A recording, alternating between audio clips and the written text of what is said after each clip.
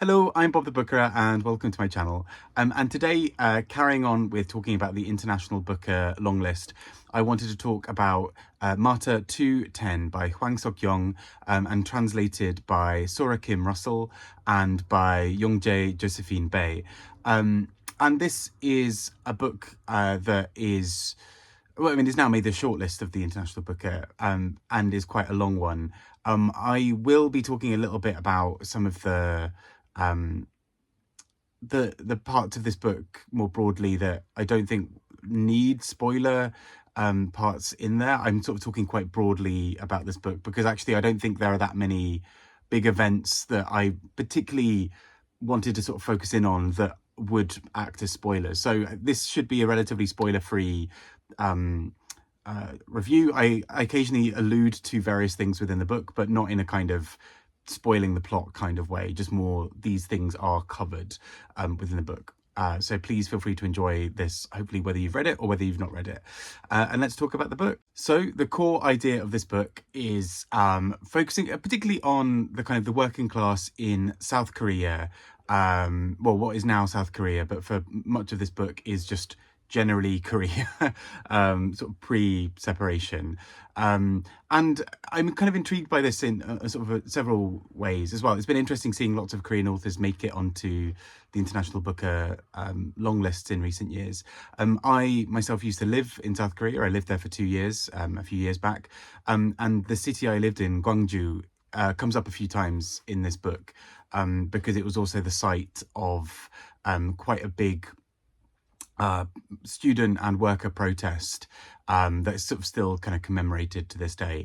And that at one point pops up in the book as well. So on a broader sense, this book is talking about various parts of political upheaval in Korea.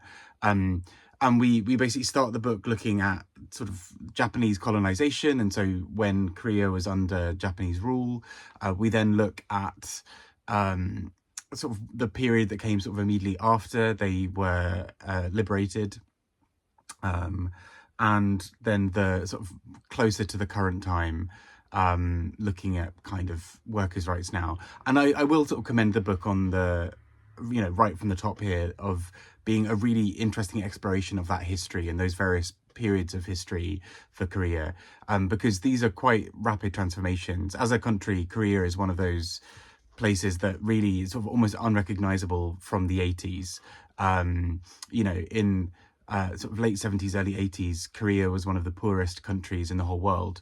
And now South Korea sort of ranks among some of the richest, is, this incredibly technologically advanced nation.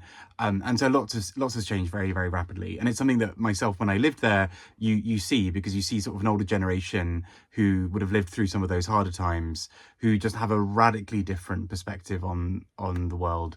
And obviously, 40, 50 years is a long time and can change a country a lot. But, my native UK, you look at sort of 70s and 80s in the UK compared to now, there is a difference, but it's not quite as stark as, Korea going from one of the poorest to an incredibly wealthy, industrialized nation.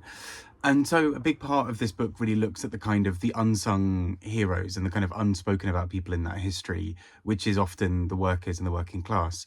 And I think the book does a really good job of giving them a sort of voice and giving them a sort of sense of perspective. So being able to tell the story through the lens of the working class, particularly little ways that they sort of struggle to make ends meet. So whether that is skimming little bits of money off the top of a job they're doing, kind of stealing a couple of bits of coal to get a few extra won to kind of make it through the end of the month.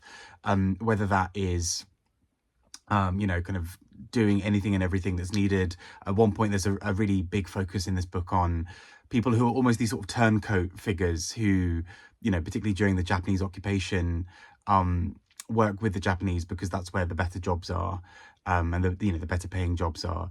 And so, some people see them as selling out, but those people are also doing whatever they can to support their families. And so it becomes this really complicated narrative of, those difficult choices within that. And so I think the book does that really well, is actually kind of, and the epilogue mentions this, that a large part of this book was based on real conversations that the author had with people who had lived through that time, particularly, people who would have would now live in what we currently think of as North Korea, but that sort of under a more unified Korea would have been, just Korea. And so the sort of ways that some of those people look back at that era, this sort of very big change that's happened for the country. So I think this book does this really well, and those sort of three generations are done very interestingly, I think, particularly for giving a lot of background to some of these characters. We see how various characters come back home after a long day at work and just look at their family and think, how on earth can we make this through another week, another month? And this book particularly focuses a lot on protest. And we see a lot of characters in this book taking up various forms of protest or withdrawal of labour in other forms. So at one point there's a 300-day strike. At another point in the book, we have characters who intentionally sort of try and fight the power. And, a big part of that was obviously fighting Japanese occupation. But then later, that is also fighting against sort of poor work conditions that mean that people are really living paycheck to paycheck, and very hand to mouth in some cases as well. And I think the book does a really great job of articulating those. The one thing I will say on that is that I think this book also, there's so much information to try and get in from all of that history. And I think sometimes for me, it was a little heavy on that.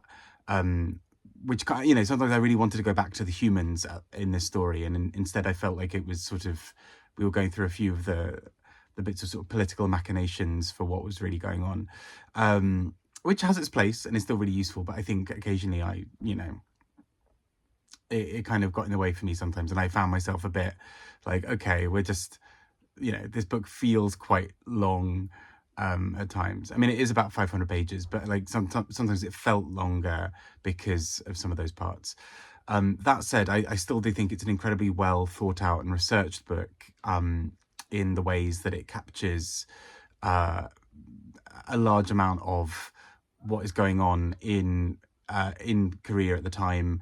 And particularly kind of looking at these three generations is quite interesting, for even when we're in a sort of more modern day Korea where it's sort of post-industrial, it's this highly technologically advanced nation. We still have various characters who are protesting for better work conditions because things aren't actually still ideal for a lot of the working class in Korea. So I think it's really interesting in that sense. It just maybe didn't hit all the right buttons for me, but I still think overall is a really interesting book. Yeah, I'd love to hear your thoughts, if you've enjoyed this book, or more generally how you're finding it. And very soon we will have the winner announced as well, so we shall see. But good to see yet more Korean fiction making its way into onto the list. And I think it really does tell some sort of stories of people whose stories have typically not been included often in broader narratives. I've been Bob the Booker. Take care and speak to you soon. Bye-bye.